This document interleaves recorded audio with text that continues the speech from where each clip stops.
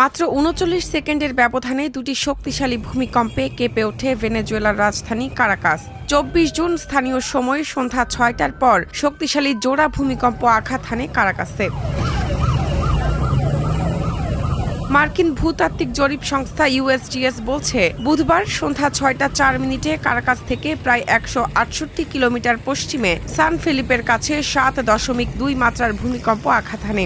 ৩৯ সেকেন্ডের মাথায় কারাকাস থেকে পশ্চিমে ইউমারের কাছে ৭.৫ মাত্রার আরেকটি ভূমিকম্প আঘাত হানে। কারাকাসের কাছে আঘাত হানা ভূমিকম্পের তীব্র ঝাঁকুনি প্রতিবেশী দেশ কলম্বিয়াতেও অনুভূত হয়েছে বলে প্রত্যক্ষদর্শীরা জানিয়েছেন। জোড়া ভূমিকম্পের পর সুনামি সতর্কতা জারি করে কর্তৃপক্ষ, তবে অল্প সময় পরই তা তুলে নেওয়া হয়।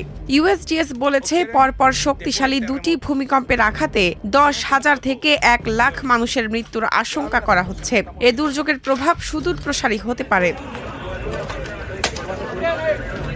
শক্তিশালী এই দুই ভূমিকম্পে কারাকাস ধ্বংসস্তূপে পরিণত হয়েছে। অনেক ভবন ধসে পড়েছে, উদ্ধার কার্যক্রম চলছে। হাসপাতালগুলোতে আহত ব্যক্তিরা ভিড় করছেন। কারাকাসের আন্তর্জাতিক বিমানবন্দর বন্ধ রাখা হয়েছে বিদ্যালয় ও রেল সেবা। রাষ্ট্রীয় টেলিভিশনে দেওয়া এক ভাষণে ভেনেজুয়েলার ভারপ্রাপ্ত প্রেসিডেন্ট দেলসি রদ্রিগেজ দেশে জরুরি অবস্থা ঘোষণা করেছেন।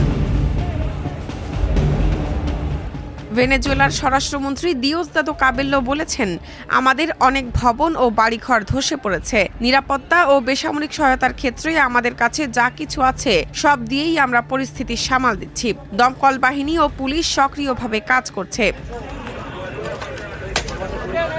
ইউএসজিএস এর তথ্য অনুযায়ী কারাকাসে ১৮১২ সালে শক্তিশালী ভূমিকম্পে ব্যাপক ধ্বংসযজ্ঞ হয়েছিল। ওই ভূমিকম্পে মারা যান প্রায় ৩০,০০০ মানুষ।